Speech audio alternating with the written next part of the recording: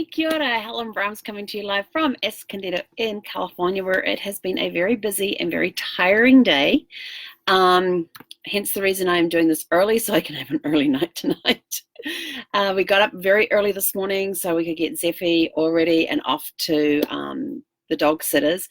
So dropped Zephy off at the dog sitters, and just before 7 o'clock got to the courthouse up in Temecula when I get up there, just before 8, because I had to report at 8 o'clock for jury service. So I got into this room. I have to tell you, this courthouse had the best, beautiful, most comfortable jury room I have ever been in. There was, when you first walked in, there was a counter there. There was some seats around the coffee table. Then they had like rows of seats. They had in one area with no armrests. Then you go into another area. They had all these chairs and rows with armrests on. Down one long wall, they had all these workstations, like you kind of see in a library, like little study desks and things where you could plug your laptop in, sit there and do some work and all of that sort of stuff. So it's kind of like semi-private. They had restrooms in the jury room. They had a kitchen area which had refrigerator. It had microwave. It had vending machines. We got warned about the vending machines, that they are not responsible for how they behave. And if you put in for a bottle of water and you get a sandwich, that's just what happens. And I'm like looking at the machines going, but they're two separate machines. They said, it may work, it may not work. We're just giving you warning, use at your own risk. And then they had a quiet room, which had these big, long leather couches in there. You could actually go in there and take a nap. You just let them know that you were going to be in that room, and you go in there and take a nap. And then they also had these, they had 4 long tables that all had jigsaw puzzles in various stages of being completed. And then they had these bookcases with all these books and magazines on. And then they had an outdoor patio area for the jury only, but no smoking out there. It was phenomenal. And it's a gorgeous outdoor area. So if you didn't want to stay inside, you could go outside. And they had speakers out there as well. No, they didn't have the speakers out there. No, they did have speakers out there. But beautiful setup. And I thought, wow. And then they had TVs all around the place too that they put on when, like for during breaks, during lunch, before they got started. It was beautiful. I mean, yeah, they had the plain cream walls, but as far as the comfort goes for the jurors, it was amazing. Like I said, the best jury service room I have ever been into, and everything was contained in one area. And you had your own, and the jury room had its own private entrance, so you could come in through the main doors and then go down to the basement where they were, or you park in the front where it's free, and you walk around the back, and there was a jury-only entrance there where you could go in and out that way, so you didn't have to go in and out at the front with everybody else. So it was very well set up, and you got to the front of the jury room there. Before you went into the jury room, there was these kiosks there. You scanned your jury summons, and it verified, is this you? You go, yes. And they go, you have been checked in, walk on it. And then you hand them the form, then you keep the badge portion of it, and then you go sit down and you relax and you enjoy. So it was interesting, but they told us that there was 2 cases going on that day. One judge required a panel of 60, the other judge required a panel of 90. So there was about, and there was actually just over 150 people in the room. And it didn't look that crowded for that number of people. But then they've had days where they've had up to 300 people in the room, and I'm going, yeah, that could get a little crowded in here. So they did went through all the orientation and everything, and then they called the first pool, which was 60 people, sent them on up, and then they told the rest of us just to kick back and relax while they got word on the set, while they were waiting for the word to come down from the court for the second lot. And then they turned around and says, okay, the judge has requested that everybody that's left here in the jury room is going to be on the next panel. But what we're going to do is that he's going to come down here and do the briefing for everybody. So he's going to tell you what the court case is, how long it's going to take, is there any reason, any hardships why you can't do the case, any conflicts of interest, that sort of. So they were going to do all of that there. Then whoever was left would then go up to the courtroom to then be vetted by the lawyers. So it was going to be the judge, the deputy, and the court clerk coming into the room, and they were basically going to turn the jury room into a courtroom. And I thought, well, that saves you sending 90 people up in an elevator to the 3rd floor. Or having them walk upstairs or whatever. I thought that was brilliant. And so they put us all into one area of the of the jury room, and just had us milling around and waiting and all of that, did the roll call, all that sort of stuff.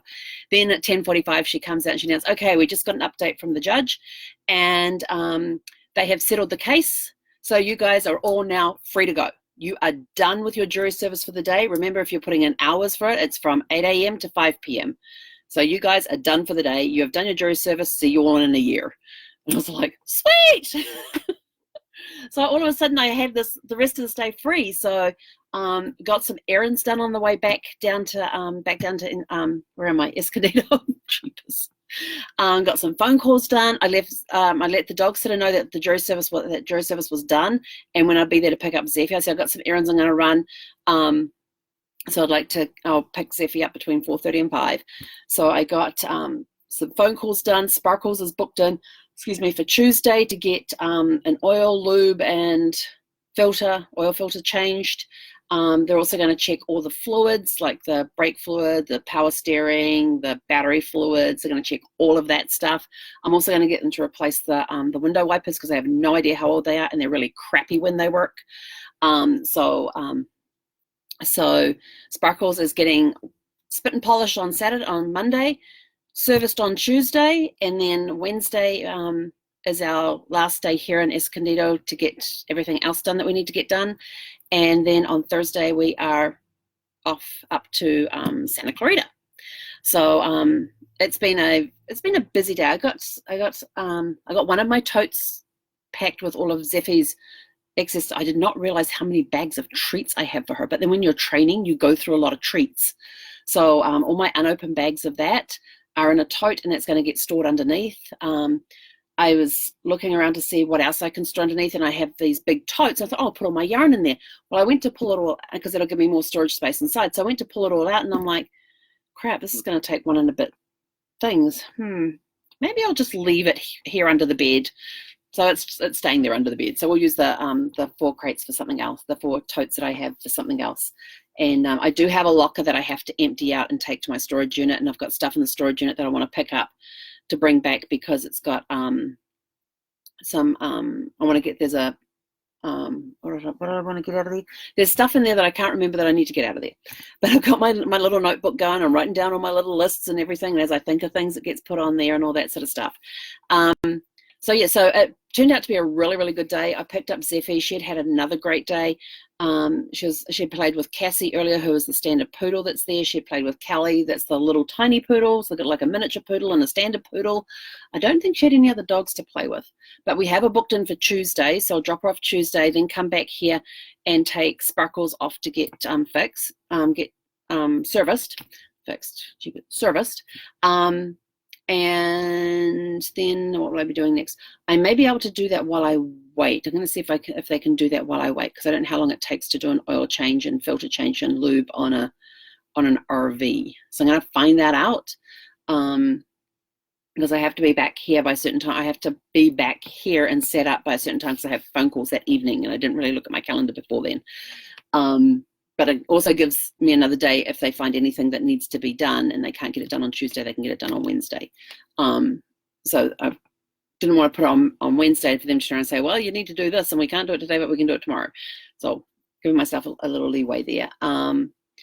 So Zephy's going to go there Tuesday, and I'll also send her there on Saturday, the following Saturday, when I come back down this way for my grandson's birthday, because there's going to be a lot of kids around, which will get all hyped up. And if I bring her down with me to their place, she'll probably spend the time in her crate in the garage with all these kids running around, and I'm like, yeah, no, that's not going to work. So I'm going to send her off to the dog sitters, and because the dog sitter's just 10 minutes down the road from here one way, and my son's 10 minutes the other way, so 20 minutes between the two places, we're good. But yeah, she had a fun day. We got back into the RV, and she went and sniffed in her toy box, pulled out a chew toy, sat down, chewed it for like 2 minutes, got back up on the couch and went to sleep. Slept all the way back from the dog sitters, and I just went and gave her a hug before I got onto the live, and put her back on the couch, and she got off, wandered over to a water bowl, took a couple of licks, and now she's back on the couch asleep again. So she had a great day running around, playing with the other dogs and everything else, and so I'm happy with that. So I'm thinking that I might have her go in on Tuesday and Wednesday, So not just Tuesday, but also Wednesday. I may take her in on Monday as well when they're here to wash the RV in the car, just so that she's not getting freaked out by the noises of the water blasters and all that sort of stuff. Haven't decided on that yet, but I'm going to make a decision soon.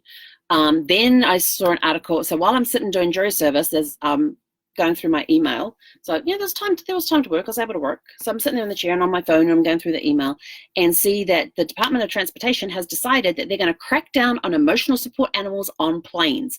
And I thought, about bloody time. That's my... Yes, I'm in the travel industry. Yes, I know people want to take that. They have emotional support animals, but there are a lot of people who are taking advantage of this so that those who really do need their animals with them, like have legitimate reasons to have their animals with them, it's going to be a little tougher for them to take that because of all these other people. And they're looking at, and I posted the article, and there's been some interesting comments come back about people, about what they've seen on planes and, when they've been flying and all that sort of stuff. And I heard that somebody tried to take a peacock on there, and I'm like, a peacock? Are you kidding me? But the Department of Transportation is looking to limit it to... Their proposed rule would continue to allow trained service animals on flight, but it seeks to define a service animal as a dog that is individually trained to do work or perform tasks for a person with a disability, and would not consider an emotional support animal as a service animal. And the proposal would allow airlines to create their own requirements for service animals, which could include having passengers with animals check in early for flights, and enforcing a 2-animal limit per person with each animal harnessed or leashed. And I'm like, why would somebody have more than 2 service animals in the first place? And the animals would have to fit at the owner's own foot space. Travelers with physical or psychological disabilities who want to bring their dogs into the passenger cabin of a plane would be required under the policy to fill out a form saying the canine has been trained to perform specific tasks to assist them. But and when you think about it, people are bringing on pigs, and they've said that they've had everything from ducks to peacocks, and there's been pigs brought on and other animals and all that sort of stuff. And I love this comment that's on the article that I posted. It said, flight attendants have been hurt and safety has been compromised by untrained animals loose in the cabin. I thought, I totally agree with that one. The days of Noah's Ark in the air are hopefully coming to an end.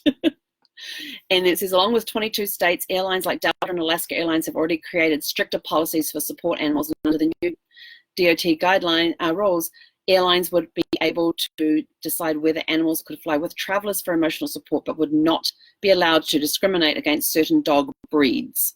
And then public comments are open for the proposal over the next 60 days, after which the DOT will analyze them and issue a final policy, but there's no firm deadline. But what was interesting, the article said, big numbers, 751,000. That's how many emotional support animals flew on commercial planes in 2017, according to the Washington Post. I'm like, 700, that's almost 1 million animals. And support animals have been proliferated on airlines in recent years. The plethora of creatures besides dogs have been described by their owners as emotional support animals, ranging from ducks to peacocks, and going viral in the process. Over 3,000 complaints have been made to DOT about service animals on flights in 2018, an increase from 719 in 2013. And it narrows its 2019 guidelines, which said that in addition to dogs, cats and miniature horses, seriously, would also be considered service animals. But now they're turning around and saying only dogs. So would be interested to hear your comments. So if you want to, on my Facebook page, I have the article there, and I've already had some comments on there about, Jason put in there that one person had a Saint Bernard as his emotional support, and they were in coach, and the dog laid over all 3 people's feet to accommodate its size. And 2 of those people were not even flying with the dog. Made several with, and all they've done is whine and bark, and a true support animal is trained not to whine and bark. And I totally agree with that. And a lot of people are using the emotional support thing so they can fly their pets for free, which I totally agree with Carolyn's comment on that one. And Jean put that service animals don't whine or bark. Leave the support parrots and iguanas at home. Cats are okay as they can fit under the seat, but dander allergies are a problem. Yes, definitely. Totally agree with the the allergic reactions that people would have. So we'd be interested to hear your comments about that. So either put your comments below the video or go to my Facebook page and you will see where I have shared the article there, and leave your comments below. Do you support them doing this crackdown on emotional support animals or not? Do you want to fly with peacocks and ducks and pigs and miniature horses, or do you just want to have somebody who has a fully trained service dog that lays quietly at their feet, disturbs nobody? And typically the airlines reserve the seats along the bulkhead, so there's that extra leg room there for those that do have support animal, who do have the service animals. And I'm all for the dog has to be trained. Has to be fully trained and fully certified. And if the airline asks for proof, that has to be provided, and it has to be through accredited trainers, is what I can say. So they can then match the certificate up with the trainers and all of that sort of stuff. Now, back to my road trip. So I am looking for adventures to do. I'm already going to go training pigs. I've had an invite to go work on a dairy farm. So I'm looking for other adventures that we can do along the way. So what is the best time to visit the area that you live, and what events are taking place during that time? Now, I like things like, I love going to fairs.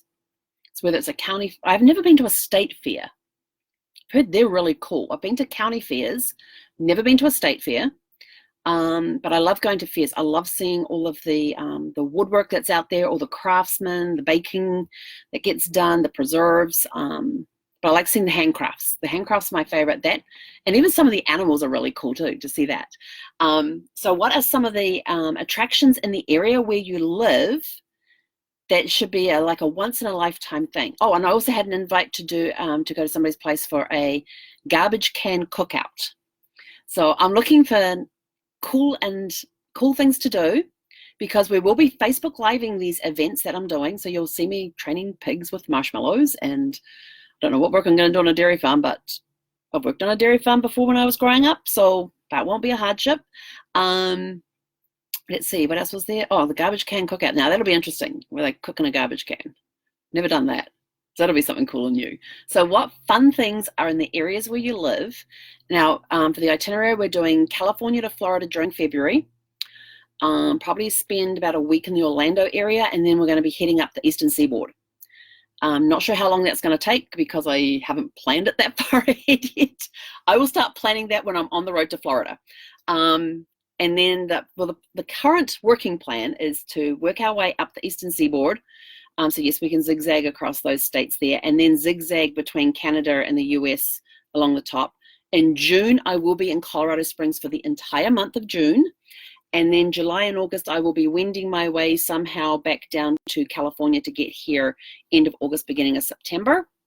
And I may say, and I'm thinking of staying here in the area in September for a month, and then probably going back to Arizona for the month of August into November, like I did last year, because I really, really enjoyed that time. The weather was perfect. And there's a lot of things still in Arizona that I want to see and do, especially around the Tucson area. So I'll probably spend like a couple of weeks, 2, maybe 3 weeks in the Tucson area. But that's currently the working plan. It could change. So I would like to hear from you. I'm looking for adventures in your area and the best times to visit. Now, I know New England's going to tell me to come in September because I've got to see all the foliage change and all that sort of stuff. It's not going to happen this year. I want to get up the Eastern Seaboard before the humidity kicks in. So I had 13 summers in Virginia. I cannot stand humidity. I am a dry summer girl, not a humidity summer girl. So I want to avoid humidity where possible. And I know some states I can't avoid that, and some of the ones going across the top there, I'm going to hit humidity there as well. But it doesn't get as hot from what I understand. So I'm looking for suggestions. So please give me your suggestions on adventures that can be done in your area and the best times to visit. You know, if there's a special event going on that like a state fair, a county fair. Let's see. I know in one of my books I have written down that bookstore that I think was Illinois. I don't know. It's a 14,000 square foot used bookstore. I love used bookstores. So that's it from me for tonight. It has been an awesome, awesome day. I actually now have a, so I remember what I'm going to talk about. I actually now have a notebook that I'm carrying with me. And in here, I write in what day number I'm up to and what I'm going to talk about that day. So when I'm driving and I pull over to the next rest area, I can take notes on my trips, because usually I'm putting them on Post-it notes and then sticking them all over the place. And then when it comes time to doing the Facebook Live, I can't find them. So I now have my notebook. And this notebook is my going to be the highlights of my great adventures in here. So that way I can take notes, remember things, and who knows, maybe this book will become a book. Who knows? Now there's an idea. Get the other books written first, Helen. Okay, have a super fantastic sparkling evening. Catch you guys tomorrow. Hekonera.